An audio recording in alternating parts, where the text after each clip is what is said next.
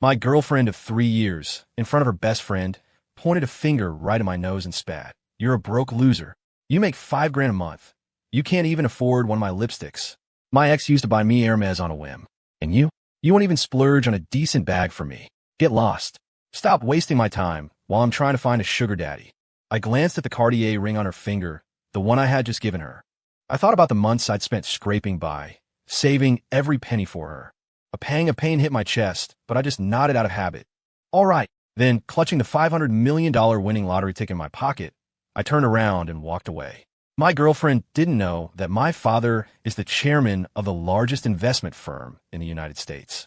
I was only pretending to be poor because I wanted to find someone who would love me for who I am. Now that I saw the truth, there was no reason to pretend anymore. 01 I worked as a software developer at a small tech firm. I was quiet and easygoing, and my coworkers always said I was too nice for my own good. Jessica and I had been together for 3 years. Today, she suddenly asked to meet me at a Starbucks. Chris, let's break up.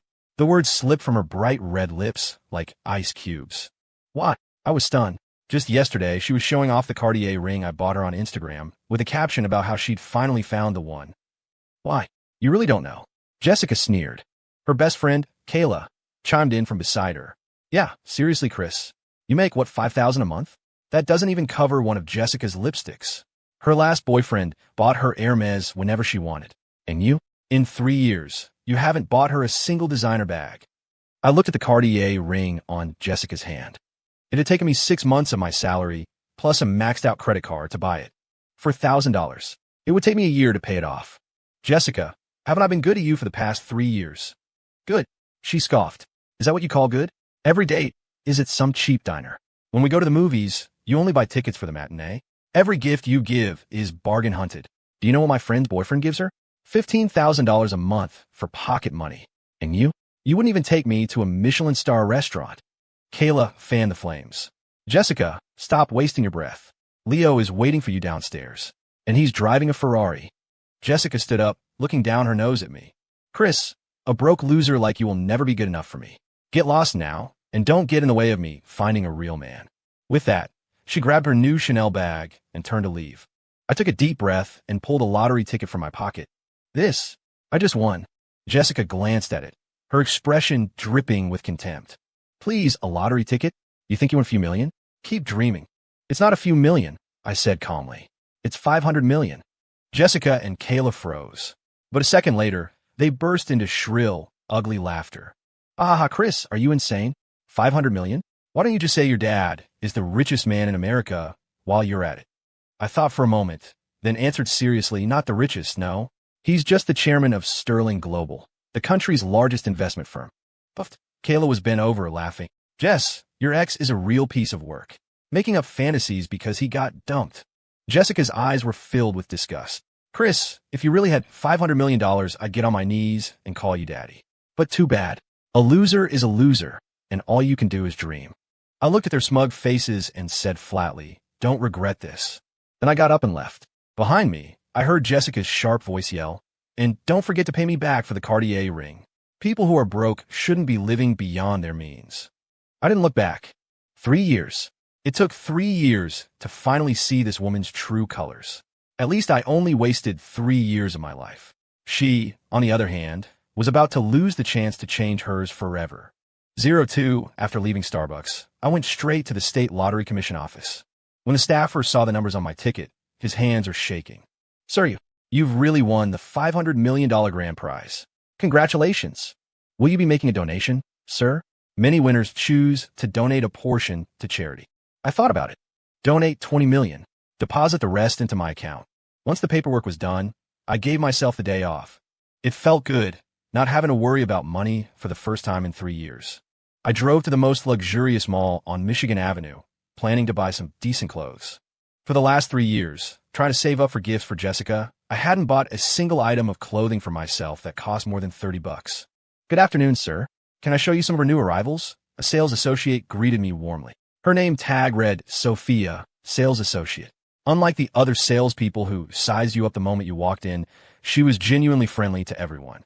I'm looking for some casual outfits. Of course, right this way. Sophia led me to the men's section, patiently explaining the features of each piece. During our conversation, her phone buzzed. She gave me an apologetic look. "Excuse me for one moment, sir. I have to take this." "Hi, Mom. I already sent the money for the hospital bill." "What? They need another 2,000? "I know. I'll figure something out." When she hung up, her eyes were a little red, but she quickly composed herself and went back to helping me.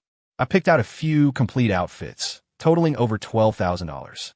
Sophia's eyes widened in surprise, but she professionally folded and bagged everything for me. "That will be $12,800, sir." I handed her my card and asked casually, "Is your mother sick?" Sophia was taken aback for a second, then nodded shyly. "She has leukemia. She needs a bone marrow transplant. We found a match. It's just the money." She bit her lip. "I'm working as hard as I can. I have 3 jobs. I should be able to save enough." Looking at her determined face, I was reminded of myself 3 years ago. I had just graduated from college, and I worked myself to the bone trying to earn enough to impress Jessica. But all my effort got me was betrayal. She was doing it for her mother. "What's your commission on this sale?" 5%. That meant she'd make a little over $600 from this. That was a good amount for most people, but for someone needing tens of thousands for medical bills, it was a drop in the bucket. After the transaction went through, I took out a checkbook and wrote a check. "This is for you. Thanks for your help." Sophia took the check. When she saw the number written on it, her hand began to tremble violently. $30,000? "Sir, this is too much. I can't accept this." "Take it. Consider it a little help for your mom." I turned to leave, but she quickly grabbed my arm. "Sir, please, can I get your contact information? I promise I will pay you back." The conviction in her eyes moved me. Unlike Jessica, who took my money as if she was entitled to it, this girl's first instinct was to pay it back. "All right." I gave her my number, and she carefully saved in her phone. "Sir, what's your name?" "Chris." "Mr. Chris, thank you so much. I swear, I will pay back every single cent." Seeing her so emotional she was on the verge of tears, I suddenly felt that the $30,000 was money well spent. At least, it was worth more than anything I'd ever spent on Jessica. 03, I had just walked out of the mall when my phone started ringing nonstop. It was Jessica. I didn't want to answer, but she was relentless, so I finally picked up. "What? Chris, did you really win $500 million? Jessica's voice was trembling with excitement. It seemed the news from the lottery commission was already out. "What's it to you?" "Chris, I knew you were just mad at me. What I said at Starbucks. I was just testing you." Jessica's voice instantly turned sweet and coy. "I just want to see if you'd still be good to me even if you didn't have money. And you passed. You didn't disappoint me." I almost laughed out loud. How could she say such a pathetic lie with a straight face? "Jessica, we broke up." "Who said that? I never agreed." "Chris, have you forgotten everything we've meant to each other these past 3 years?" She pleaded. "Besides, you always said that when you got rich, you were going to marry me. Now you have $500 million. We can get married." So she remembered that promise. Too bad it was a promise made to a different Jessica. The one who would bring me dinner when I worked late. The one who would take care of me when I was sick. Not this gold-digging liar. "Jessica, that promise is off the table." "Chris, what do you mean? Are you playing me?" Jessica's voice turned shrill. "Don't you forget, I gave you 3 years of my youth. You're just going to dump me now that you have money. You're the one who broke up with me." I was just angry. "Chris, where are you? Let's meet and talk this out." I hung up and blocked her number. A few minutes later, a different number called. "Chris, it's Kayla. Jessica is a complete mess. She won't stop crying. Are you really going to be this cruel? If I remember correctly, you were just encouraging her to break up with me." "That was a misunderstanding. We had no idea you were so capable." "Chris, Jessica really loves you. Why else would she have stayed with a broke? With you for 3 years." I laughed coldly, because she thought she could squeeze more money out of me. "Chris, how can you think that about her? She turned down so many other guys for you, including the rich kid downstairs in the Ferrari." Kayla was speechless. After a moment, she tried a different tactic. "Chris, you can't just forget where you came from. Jessica was with you for 3 years. Even if you don't give her credit, she put in the time, right? So even if you break up, you should give her a nice severance package. $10 million isn't too much to ask, is it?" $10 million. They really had some nerve. "All right." Kayla's voice filled with excitement. "Really? You agree?" I said, "All right. You can keep dreaming." "All right." Then I blocked that number, too. I was about to head home when I saw a familiar figure walking toward me. It was Sophia. She had changed out of her work uniform and was now in a simple white t-shirt and jeans, carrying a lunch container. "Mr. Chris? What a coincidence." Her eyes lit up when she saw me. Yeah, it is. Have you eaten yet, Mr. Chris? When my mom found out you helped us, she insisted I bring you something to eat. She held up the container, a little embarrassed. It's just some home-cooked food. I hope you don't mind. I checked the time. It was dinner time. I had planned on going to that Michelin star restaurant, but looking at her hopeful expression, I nodded. Sure. 04 Sophia took me to a small park nearby. She expertly spread out a picnic blanket and opened the container. Inside were 3 simple dishes and a soup: barbecue ribs, sautéed green beans, and a creamy tomato soup with a side of mac and cheese. My mom used to be a chef. She's really good, Sophia said. She can't stand for very long since she got sick. Otherwise, she would have insisted on cooking for you herself to thank you. I took a bite of the ribs. They were delicious. It tasted like home. For the past 3 years, to save money, I'd mostly eaten instant ramen. The few times I ate out were to take Jessica to whatever trendy new spot she wanted to go to. All that fancy, pretentious food was nothing compared to this simple, home-cooked meal. This is really good. Sophia let out a sigh of relief and smiled. Oh, good. I was worried you wouldn't like it. What do you normally eat, Mr. Chris? Mostly ramen packets. Her eyes widened in surprise. Ramen? But you... She didn't finish, but I knew what she was thinking. How could someone who casually hands out $30,000 be eating instant ramen every day? Just a habit, I said, not offering any more explanation. Sophia nodded thoughtfully and didn't press the issue. That was another thing that was different from Jessica. Jessica would have interrogated me until she got the whole story. We ate in comfortable silence. She would occasionally put more food on my plate, her movements so natural it felt like we'd known each other for years. Mr. Chris, can I ask you a question? Go ahead. Why did you decide to help me? We had only just met. I thought for a moment. I guess you reminded me of my old self.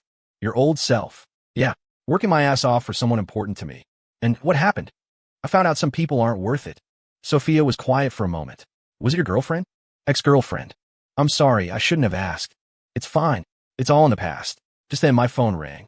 It was my dad's executive assistant. Young master, the chairman would like you to come home. I frowned. The old man rarely summoned me. Something must be up. I'm on my way. After hanging up, I looked at Sophia apologetically. Sorry, something urgent came up. It's okay. You go do what you need to do, Mr. Chris. She quickly started packing things up. Before I left, I said, you can keep the container. A thank you gift. She shook her head. No, this is my mom's favorite one. I'll bring you a new one some other time. Seeing how serious she was, I nodded. All right. As I drove away, I saw her in my rearview mirror, still standing in the same spot. The setting sun cast a golden glow around her. I wasn't sure why, but the image made my heart stir. Maybe it was because it had been so long since I'd felt that kind of simple warmth. All Jessica ever gave me were demands and calculations. But this girl, whom I had just met, reminded me what sincerity felt like. 05 when I got home, the old man was already waiting for me in his study. Robert Morgan, chairman of Sterling Global, a self-made legend in the business world. And my father. I hear you won a $500 million lottery? He asked, getting straight to the point. I did. Still out there pretending to be poor? Not anymore. My father raised an eyebrow. So that Jessica girl finally showed her true colors? I was a little surprised. You knew. You think I wouldn't know what kind of woman my own son is dating? He snorted. A materialistic, vain, manipulative girl. I told you to stay away from her a long time ago. I thought I could find real love. Real love. My father shook his head. Chris, you're too naive. In this world, how many people aren't just after money? I thought of Sophia. Her first instinct was to pay me back. Maybe there were still some people out there like that. All right, now that you've seen the light, it's time to get serious and come back to the company, he said. Sterling Global needs a successor. I was silent. I never had a problem with taking over the family business. I just wanted to find someone who loved me for me first. It seemed I was naive after all. There's an important business gala next month. You'll come with me. It's time to formally introduce you to everyone in our circle. I nodded. Okay then. My father nodded, satisfied. Go get ready. And remember, you are Robert Morgan's son. Don't embarrass me. As I left the study, I received a text from Sophia. Mr. Chris, I can drop off the container this weekend. Would it be okay to get your address? I thought for a moment and replied, how about I come to you this weekend? Okay, I'll treat you to dinner, as a thank you. I thought this was about paying me back. That's separate. I still have to thank you for your kindness. I couldn't help but smile at the smiling emoji she sent. Just then, another call came in. An unknown number. Chris, you think you can hide from me just by blocking my number? It was Jessica, using a new number. Let me tell you something. You spent plenty of my money these past 3 years. You think you could just walk away? Dream on. You have 500 million now. Give me 10 million, and we'll call it even. I scoffed. Jessica, is your memory failing? Over the last 3 years, the things I bought you add up to over $20,000. What have you ever bought me? Not a single birthday gift over $30. So what? You're the man. You're supposed to spend money on your girlfriend, she shrieked. Besides, my youth is priceless. 10 million for 3 years of my life isn't too much to ask. I was done arguing with her. Jessica, if you harass me again, I'm calling the police. The police? Ha, Chris, are you an idiot? This is a relationship issue. The cops won't do anything. I'm telling you, if you don't give me the money, I'll go to your office and make a scene. I'll let everyone know what a deadbeat piece of trash you are. I hung up the phone. It was clear this woman wasn't going to give up easily. As I was thinking, my phone buzzed again. This time it was a video call from Mike Johnson, my college roommate, and the only friend who knew my real identity. Chris, my man, you finally decided to stop playing poor. Mike was practically jumping up and down on the screen. You saw the news? Duh. The $500 million winner. They blurred your face, but I knew it was you in a second. So, did that Jessica girl finally show her true colors? I gave a tired smile. You knew too? Dude, I've been telling you for years. That woman was bad news from the start. Always posting on Instagram about this and that, and always making sure her relationship status was set to single. Anyone could see she was fishing for a rich guy. He paused, then added, so, is she kicking herself right now? She's begging me to get back together. I knew it. That type of woman only sees dollar signs. Dude, whatever you do, don't you dare go soft on her. I laughed. Don't worry. I won't. Good. Hey, to celebrate your freedom, you want to hit up a bar tomorrow night? I'll get a few of the guys together. Just us. I thought about it. All right. 06 the next evening, I met Mike at the bar he'd mentioned. It was one of the most exclusive lounges in the city, the kind of place I could never have afforded before. Chris, over here.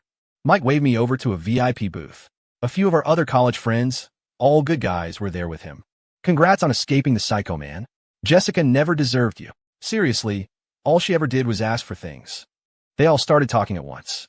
It seemed Jessica's reputation wasn't great with anyone. We were in the middle of a round of drinks when the door to our private area was suddenly pushed open. Jessica strutted in, poured into a fire-red cocktail dress, with Kayla trailing behind her. Chris, so this is where you've been hiding from me. Mike frowned. Jessica, what are you doing here? I thought you two broke up. Broke up? Who said that? Jessica gave a seductive smile and slid into the booth right next to me. Chris and I just had a little fight. I'm here to make up with him. She tried to loop her arm through mine. I shifted away. Jessica, have some self-respect. Self-respect? Chris, stop pretending. She leaned in close to my ear, her voice a husky whisper. You've always wanted me, haven't you? Tonight, I'm all yours. As long as you agree to give me the 10 million, I'll do anything you want. I pushed her away. Jessica, you really overestimate your worth. Her face fell. Chris, what's that supposed to mean? It means exactly what it sounds like. You. Jessica was shaking with rage. Suddenly, a cruel smile spread across her face. Chris, you seem to have forgotten that I have something on you. She pulled out her phone and played a video. Remember this? Last year, when you were drunk, you held me and cried, telling me you'd love me forever. What do you think will happen if I post this online with a caption like, Tech millionaire dumps longtime girlfriend after winning lottery? Mike shot up. Jessica, have you no shame? Kayla immediately fired back. What's shameful about it? Jessica was with him for 3 years, and now that he has money, he dumps her. Who's the shameless one here? You're the one who broke up with him. I was angry. Besides, it's normal for couples to fight, isn't it? Kayla shot back. Seeing the situation about to spiral, I stood up. Jessica, how much will it take for you to go away? Her eyes lit up. 10 million. Not a penny less. I don't have that kind of cash on hand. Then give me shares in your family's company. You have one, don't you? I smirked. She really had done her homework. All right. Jessica was ecstatic. Really? You agree? I said, all right. You can keep dreaming. All right? Jessica, if you dare post that video, I guarantee you'll regret it. With that, I turned and walked out. Mike and the others hurried to follow me. Behind us, Jessica's hysterical voice echoed through the bar. Chris, you just wait. I'll make sure everyone knows what a scumbag you are. Outside, Mike asked worriedly, Dude, do you think she'll actually post the video? Let her, I said with an indifferent shrug. In a month, when she found out who I really was, she'd probably wish she could erase every trace of evidence connecting her to me. For now, I let her have her little tantrum. By the way, man, your dad, he's officially announcing it at the business gala next month. Mike's eyes widened. Oh man, Jessica's going to lose her mind. Probably. Just then my phone rang. It was Sophia. Mr. Chris, I'm so sorry to bother you this late. Are you still coming by tomorrow? My mom really wants to thank you in person. I checked the time. It was already 10 p.m. You're still awake? I just got back from the hospital. The doctor said we can schedule the surgery. Her voice was filled with pure joy. That's great news. What time tomorrow? Will the morning work? I have to be at work in the afternoon. Sure. 07 the next morning, I drove to the address Sophia had given me. It was an older apartment complex, the kind of building that had clearly been around for a while. Mr. Chris, you're here. Sophia was waiting for me downstairs. She smiled brightly when she saw me, her hair tied back in a ponytail that made her look fresh and energetic. My mom's upstairs. It's a little hard for her to get around. I followed her up to the apartment. It was small but immaculately clean. A middle-aged woman with a pale complexion but kind eyes was sitting on the sofa. Mom, this is Mr. Chris. Her mother tried to stand up, but Sophia gently pushed her back down. Mr. Chris, thank you so much. If it weren't for you, I don't know what we would have done. It was nothing, ma'am. Please don't get up. Please sit down. Sophia, go make some tea. Sophia went to the kitchen, and her mother took my hand. Mr. Chris, you are such a good man. My daughter has had such a hard life. Her father passed away when she was young, and now I get sick. Please don't say that. Sophia is a very strong person. She is. She carries everything on her own shoulders. The woman sighed. To be honest, I know she sold everything she could to pay for my treatment. She even pawned the watch her father left her. Just then, Sophia returned with the tea. Mom, don't talk about that. Her mother shook her head. I just want Mr. Chris to know that you didn't just help me. You saved my daughter. We will pay you back. I was about to say it wasn't necessary, but Sophia looked at me with determination. Mr. Chris, I've already made a plan. Besides my job at the mall, I've picked up 2 more part-time jobs. I'll definitely be able to pay you back within a year. Looking at her resolute expression, I just nodded. All right, there's no rush. After chatting for a while, I got ready to leave. Sophia walked me downstairs. Mr. Chris, thank you again. Not just for the money, but for giving us hope. I looked at her. Are you confident about the surgery? She nodded firmly. Yes. The doctor said the success rate is very high. That's good. Just as I was about to go, she called out to me. Mr. Chris, can I ask you one more question? Go ahead. Is there something bothering you? I was taken aback. Why do you ask? She smiled sheepishly. I don't know. You just seem like you have a lot on your mind. Maybe I'm wrong. I was surprised by her perceptiveness. No, you're not wrong. Just some things I've been dealing with lately. If you ever need someone to talk to, I'm a good listener, she said, her cheeks turning a little pink. Of course, if it's private, then never mind. Her genuine concern was a warmth that spread through my chest. Jessica had been with me for 3 years and had never once cared about how I was actually feeling. Yet this girl, whom I'd known for only a short time, could see right through me. Thanks. I'm okay. Okay. Well, Mr. Chris, if you ever need any help with anything, please let me know. I know I can't do much, but I'll do my best. I smiled. All right. As I drove off, I saw her again in my rearview mirror. She was smiling in the sunlight, a smile so warm and genuine. Suddenly, I felt that maybe there was still sincerity in the world. 08 time flew by, and soon it was the night of the business gala. This was the most exclusive event in the American business world. Only the titans of industry received an invitation. I put on a custom-tailored suit and walked into the grand ballroom with my father. I'm going to officially introduce you in a little while, the old man reminded me. Remember, from tonight on, you're the heir to Sterling Global. I nodded. As soon as we entered, people began flocking to us. Robert, who is this young man? My son, Chris, my father stated simply. Their expressions immediately shifted to fawning smiles. Ah, the young Mr. Morgan. So handsome and talented. He looks just like you, Robert. I politely navigated the pleasantries. Just then, a commotion at the entrance drew my attention. I turned and saw, to my surprise, Jessica. She was wearing a slinky black evening gown, holding the arm of a pot-bellied middle-aged man who was old enough to be her father. When she saw me, a triumphant smirk spread across her face. She intentionally raised her voice. Mr. Davies, this gala is so exclusive. I assume not just any riffraff can get in, right? Mr. Davies looked at her with lecherous eyes. Of course not, my dear. Everyone here is a somebody. Stick with me, baby, and I'll show you what the high life is really all about. Jessica giggled and pressed herself against him. You're the best, Mr. Davies. Not like some people who win a little lottery money and suddenly think they're hot stuff. 500 million is nothing. It's not even a rounding error to the people in this room. Heads turned in our direction. Jessica reveled in the attention. Did you see that, Chris? This is what a real rich man looks like. Your little lottery winnings are a joke compared to Mr. Davies. Mr. Davies finally noticed me, looking me up and down with disdain. So, are you the lucky lottery winner? Kid, let me give you some advice. Don't let a little money go to your head. Anyone in this room is worth hundreds of times more than you. I just stared at them calmly, saying nothing. Jessica thought I was intimidated and grew even bolder. What's wrong? Cat got your tongue? Where's all that confidence from the other night? Let me tell you, after tonight, the entire business world will know exactly what kind of person you really are. Just then, the ballroom lights dimmed. BMC walked onto the stage. Ladies and gentlemen, welcome to this evening's gala. To begin, please join me in welcoming the chairman of Sterling Global, Mr. Robert Morgan, to the stage.